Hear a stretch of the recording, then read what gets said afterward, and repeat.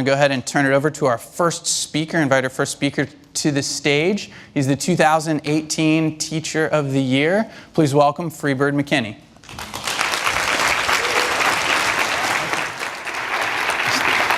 Thank you. Good morning and welcome to the Village of Education here in North Carolina. I wanted to start off, we had a couple of guests join us. Representative Hugh Blackwell is here now. Thank you. And also LaTanya Patillo, the teacher advisor. Does that now mean I was late? And I wanted to take a quick moment. Two of my colleagues were not able to be here with us today, and they wanted to make sure that you all knew of their dedication to this. One is the Principal of the Year for the state of North Carolina, Tabari Wallace. In West Craven High School, many of you know that they are dealing with some incredible things down there, and he felt that it would be in the best interest of his community to be with his students and his families, to make sure that meals are going out, and just to be there as a representative of that community. Also, Dr. Janet Mason, who's the Superintendent of the Year in Rutherford County, North Carolina. She's dealing with a death in the family, but both of them, as a triumvirate, all three of us wanted to make sure that you all know that we are absolutely dedicated to this cause. So please keep them in your thoughts today if you would. So when this process began, it was merely a vision, a hope that a collection of passionate individuals could unite under the idea of public education. It was the hope that this group believed public education is worth fighting for, that it is necessary for the democratic process, that it is connected to the future of economic viability, and that it is vital in allowing the students of North Carolina equitable and just access to their actualization as fully realized human beings. That vision is quickly becoming a reality. And as I look out into this crowd, I see all of the components required to creating a state that returns to its authentic self. I see it reflected in the resiliency of each individual, particularly in those affected by Hurricane Florence. I see it in the communal outreach of support to return those areas to their former glory. But I also see it in the vision that together we can build a better tomorrow, even better than it once was. This is who North Carolina is, and this is who we all are, everyone in this room. How can we do this? We can do this through building bridges across our state. We start at the local level by empowering our educators to become the conduit for their communities. And then we design intentional connections between local businesses, universities and colleges, chambers of commerce, government officials and their offices, community organizations, and educational foundations directly with our schools and our classrooms. We allow our educators to transcend the walls of their classrooms and their schools to see firsthand the myriad of support, of resources, and advocacy at work for our students. And we encourage them to become engaged advocates themselves in using their voices and their ideas to promote student success at the community level, at the state level, and at the national level. And the time is now. We are all here in this room today because we are on the path. We see it, its potential, its possibility, its necessity, its immediacy, but also its choice. For every one of us in this room has already answered the call to support and advocate for public education in North Carolina. So let us commit today to engage as a collaborative force to propel North Carolina to a position where we realign the right to an equitable education as our foundational value. Let us return to our natural, most authentic self as a state and as a people where this education is our first priority. As a united front, we are the greater force. So I wanted to start today and kind of give you an understanding a little bit about what is first in teaching, okay? So first in teaching is the belief, the collective belief that North Carolina can be the best place in the nation to be a teacher. And I believe that. I wouldn't be up here if I did not believe that. We believe that North Carolina has strong professional educators who are evolving their classrooms to meet the changing needs of our students. And with input from first in teaching leaders, we seek to identify resources, policies, and programs that will provide North Carolina teachers with the greatest opportunity for success, like other skilled professions. And the questions that we want to discuss over the next few months is what needs to change at the school, district, and state level for North Carolina to return to first in teaching. And then what resources, what policies, and what programs can we provide teachers that will access the greatest opportunity for success for our students? This is our draft mission. To be first in teaching means North Carolina will be an excellent place to teach, elevating educators into professionals obsessed with student success. And as mentioned earlier, these are our organizations that are already on board and committed to this process. We want to once again celebrate them and thank them.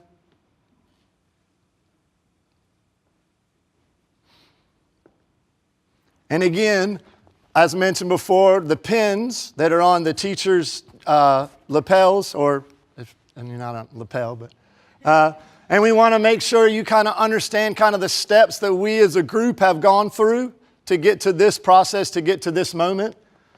The step one was to define career qualities that we believe make North Carolina first in teaching.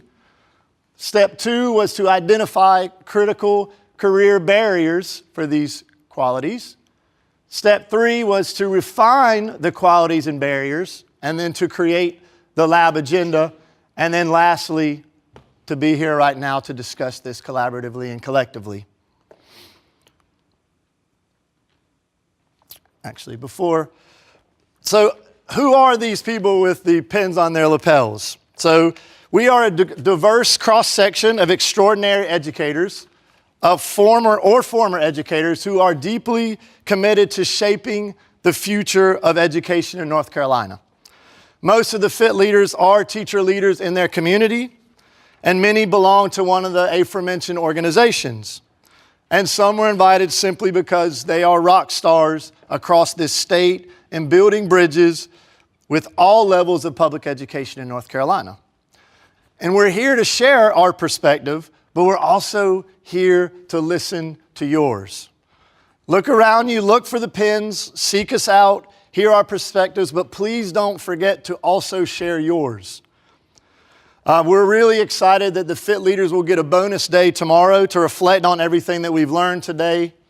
Talk about ways we can continue improving North Carolina to be first in teaching again. So now let's look at the qualities. As we met this summer several times to discuss the importance of being treated as empowered professionals, we collaborated and arrived at these 7 qualities found in your innovation book in greater detail. So if you'd like to take a look at this right here, you'll find it in greater detail. And we realized that these are what every professional wants, not just teachers, not just educators. Autonomy, compensation, culture, mastery, physical environment, professional team, and purpose. And we also realized as we were discussing that these reflect similar values to what Daniel Pink writes about in his Drive, which the Greek word for drive is entelechy. It is my favorite word. It's an Aristotelian concept, and I always go to my stomach because it's that which moves us in the direction of which we want to go as human beings. All right? Ben Owens is going to talk a little bit more about this later, so I'm going to leave that to him. But again, just to kind of show you that we see this prevalent across all aspects of wanting to be an empowered professional. Okay? And when we looked at these qualities, we saw that there are a number of barriers that cross-cut across these qualities, all right? And what we see here is we feel autonomous in a job that we love, we feel in control. Okay? Mastery, we feel like using full potential and growing. And in purpose, we feel like our work matters and makes an impact. Okay? Not motivated extrinsically, motivated intrinsically. And that kind of breeds this autonomy, this mastery, and this purpose that we're all seeking as empowered professionals. So here are our qualities again. And we really wanted to focus on these three: autonomy, mastery, and purpose. So as we progressed, though, we found that these qualities had these barriers: lack of connectedness, lack of recruitment and preparation, lack of strong school leadership, lack of time to plan, collaborate, negative perceptions of our profession, outdated compensation models, teachers playing too many roles, which we'll talk a little about in one of the videos that is coming up, administrative burden, inadequate facilities, inadequate teacher evaluation, inflexible schedule, lack of access to equitable resources, and lack of career opportunities. However, we realize that the flip side of a barrier is an opportunity.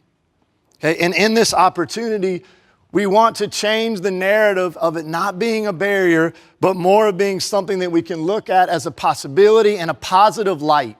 And that's why we're all in this room together today. So, in front of you, if you see, there is a little jar of jelly beans. So this is where I'm going to go into a little teacher mode. Does that sound good? Okay? And you're probably wondering what the jelly beans there mean and what the little glass jar means. So we're going to just kind of play a little game to start us off, get us loose. Okay? Let's see. So I want you to move a green jelly bean in front of you into your jar if you feel that what I put up here on the screen mostly reflects what you experience in your current profession, okay? So the green is what you feel reflects what you mostly experience in your profession. Now, I know as an IB philosophy teacher, this is a black and white fallacy because we only have two options, but we'll play along with the game. Does that sound good? Okay. If you would move a yellow jelly bean into the jar and something that mostly does not reflect your experience in your current profession, all right? And then after this, we're going to share out a little bit. We're going to have you talk to your colleagues that are around you, and then hopefully allow several of you to practice that microphone, to turn it on, and then maybe share what you've discussed in your side conversations, okay? So the question one, administrative autonomy. Is only a small percentage of your time required for administrative paperwork and tasks.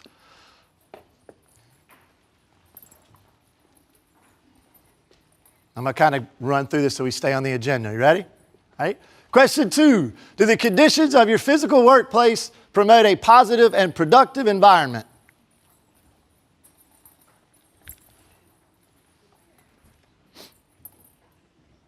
Oh, it's fun to hear the little drops. I like that, I like that. You're engaged. Number three, productive feedback. Does your professional evaluation system provide timely and constructive feedback?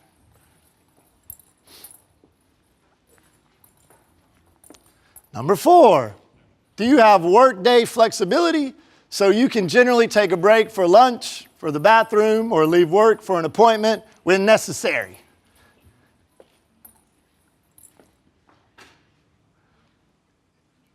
Question five, access to equitable resources.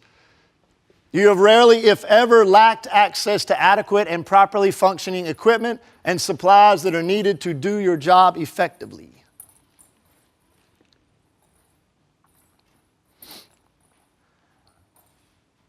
Bonus question. Do you have a voice in how your resources are distributed in your organization, programmatic priorities, and supplies? 6, do you feel there are opportunities for you to advance in your profession?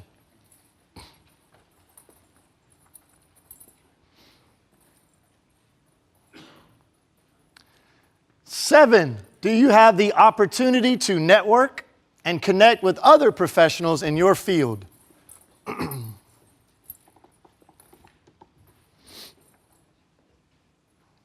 Over halfway there.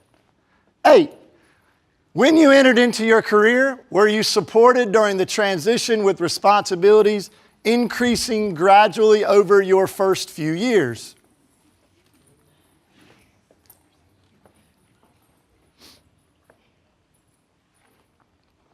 9, does your supervisor express respect for you as a professional and give you the appropriate level of autonomy in your role?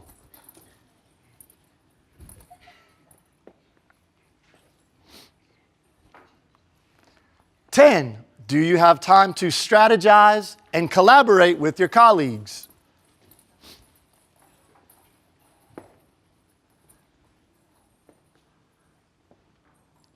11, is your profession generally respected on a high skill as a high skill occupation?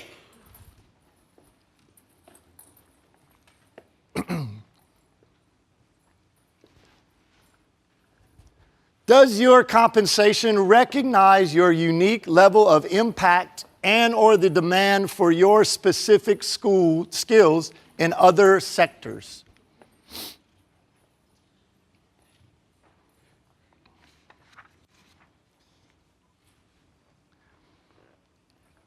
And question 13, is your team fully staffed such that you rarely need to take an additional responsibility to fill in the gaps?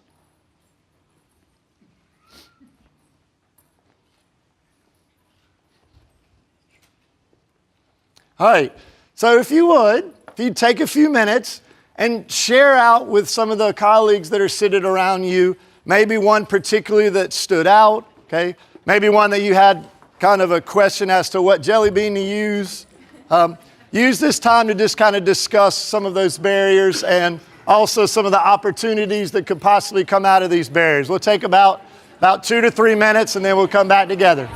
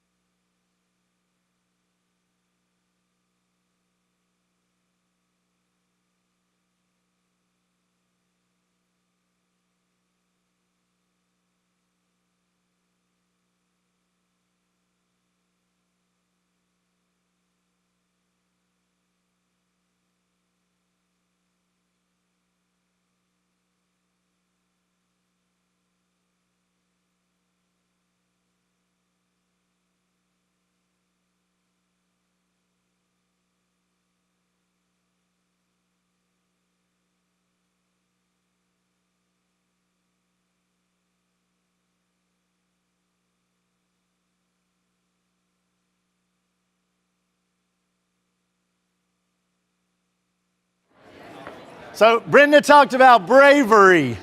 So is there anybody here brave enough that they'd like to turn on that microphone and discuss any of that? We will obviously have a lot of time today to do that, but if there's anybody right now that's got something that they really want to share out with us, if they raise their hand and then press a little button and share out.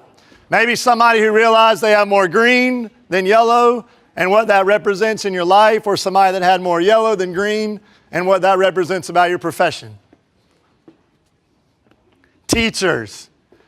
I got you, Freebird. Yes, thank you. Do I need to use this, or can I just be? I mean, you got the teacher voice, so. Yeah, I do. So I realized that most of mine, actually all but one, are yellow, which I think might be the point. It's kind of neat to have a visual representation. And there are a few that I wouldn't say are like absolute yes or absolute no. And so there are a few that you would kind of think about, but I think overall, if it boils down to it, and from what I can snoop around and see in a lot of other teachers that have the pins on, I think there's a lot of yellow. I mean, it's obviously those questions are question. Sure. But I think for some of us, it might come down to a little bit more yellow than we want. But hopefully that's why we're here. So we've got a little work to do, maybe, right? All right. Thank you, man, for sharing. I appreciate it. Yes, sir.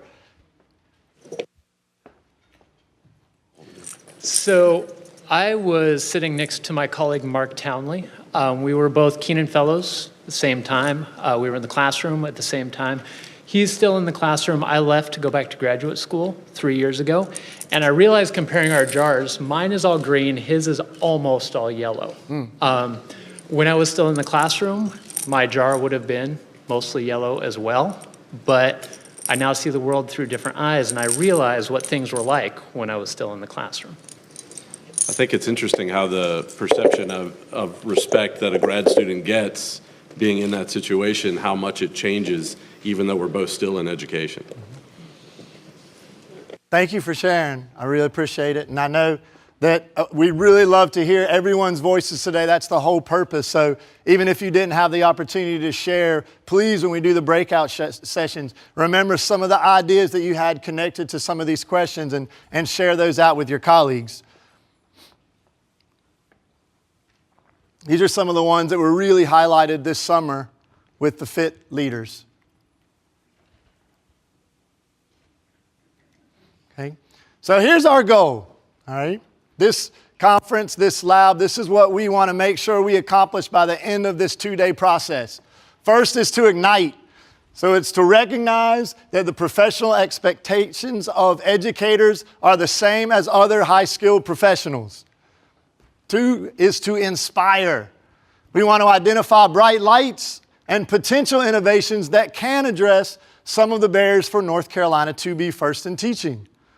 And thirdly, we want to innovate. And we've been looking at the graph about what innovation means in that process. We want to begin to identify a key set of objectives, specific and measurable strategies that will make us improve the teaching profession and hopefully make North Carolina first in teaching once again.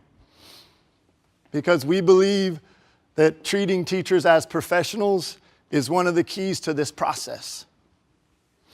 Okay? So it is now my honor to introduce to our next 2 speakers, Jerry Parker, who is with Bank of America, and one of my colleagues at Walter Williams High School in Alamance, Burlington, Mary Margaret Harris. So if you all would come up, and thank you very much for allowing me to kick this off.